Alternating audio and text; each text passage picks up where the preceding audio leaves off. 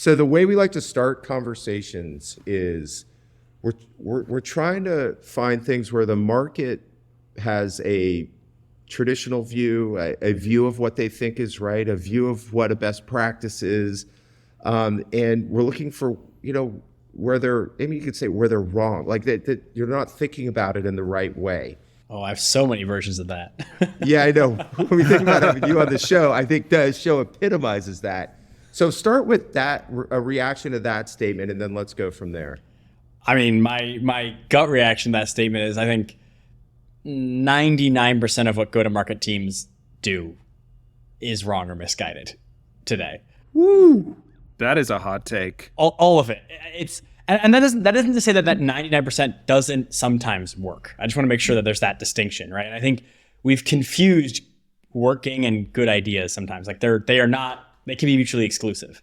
Over the last, call it 10 years, 15 years, whatever you want to do, I think so much of marketing and sales has trended towards absolute measurement. Everything has to be trackable. Everything has to be measurable. Everything has to have a numerical goal to it. If I can't measure that I put $1 in and I got $2 out, it's a bad idea. That's basically, it's like trending towards automation. It's like the human element has been removed, essentially, especially in B2B. I think B2C is a little different, like just that context we're talking. I think like sales leaders, CMOs, et cetera, they're so afraid to do anything that can't be perfectly measured.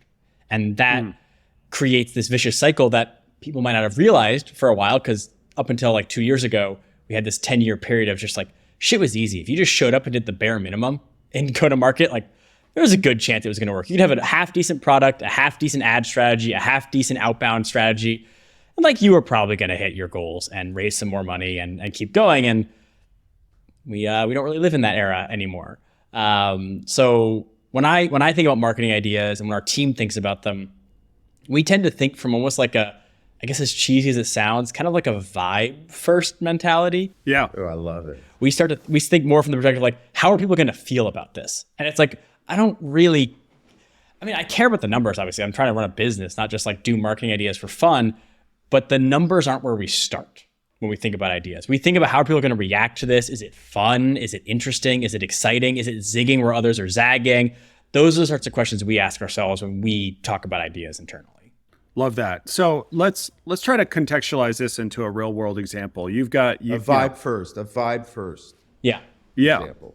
Let's contextualize this into a vibe first example. You've got a marketer who's just started that's like, hey, I'm big on email, right? And there's all, decades worth of literature on how to run a successful email marketing campaign. And they're like, yeah, I'm going to unfurl this narrative over the course of 12 emails.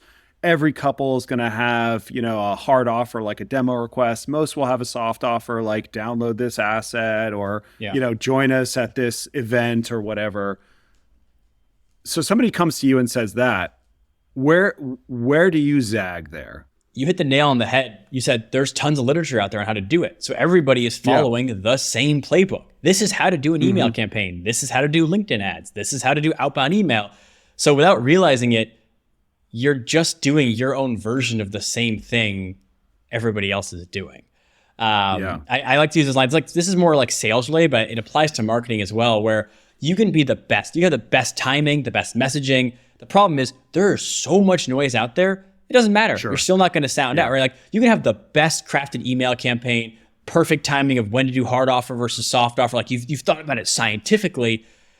I get 100 emails a day that I don't read. I missed your email. Yeah. It was perfect. It was perfectly timed for me. I hit delete because I get too many emails, right? Like that's the reality of these like perfectly scientifically driven, ad driven, algorithmic driven campaigns. Like it just creates a bunch of sameness. So that's where it starts, is like, what are you doing that's different, right? If it's not looking at your competitors and being like, oh, they're doing email marketing, therefore I have to do email marketing, or this is how, I don't know, insert company did email marketing 6 years ago, so that's what I'm gonna take inspiration from.